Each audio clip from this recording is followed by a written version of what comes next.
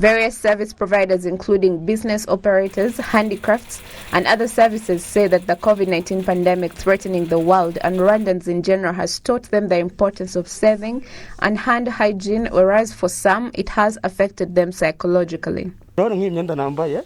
These are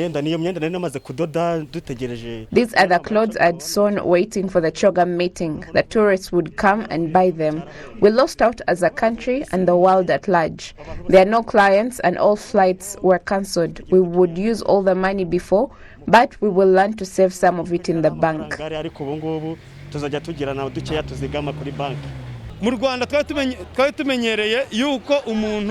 Rwanda, we used to greet people by shaking hands. But once this pandemic hit, and any other diseases that can be transmitted by handshaking, it made us think about the culture of foreigners, where some people greet by kneeling, others wave at each other.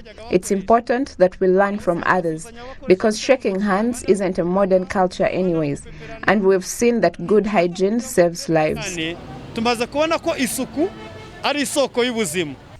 Dr. Bukuru Janine, a psychologist, says that the COVID-19 pandemic came as a surprise and will have effects on family mental health. Uragenda gato ukavuga uti nshobora kwandura, urajya kuri moto ukavuga uti mfashiriya ngofero. Wherever you go, you think of the possibility of getting infected.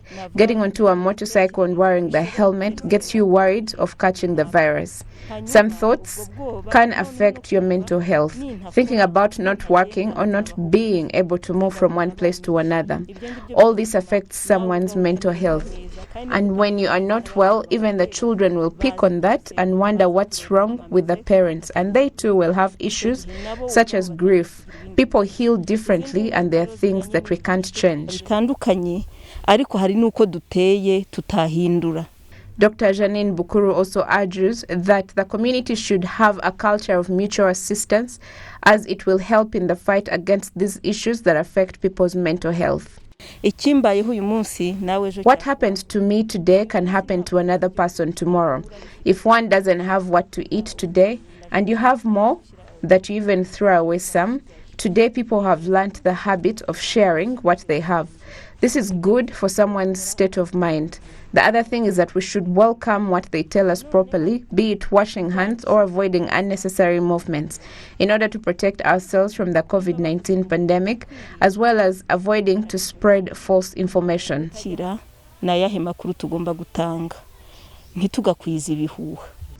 Since March 14th this year, when the first case of the COVID-19 infection was identified in Rwanda, various measures have been taken to prevent its spread.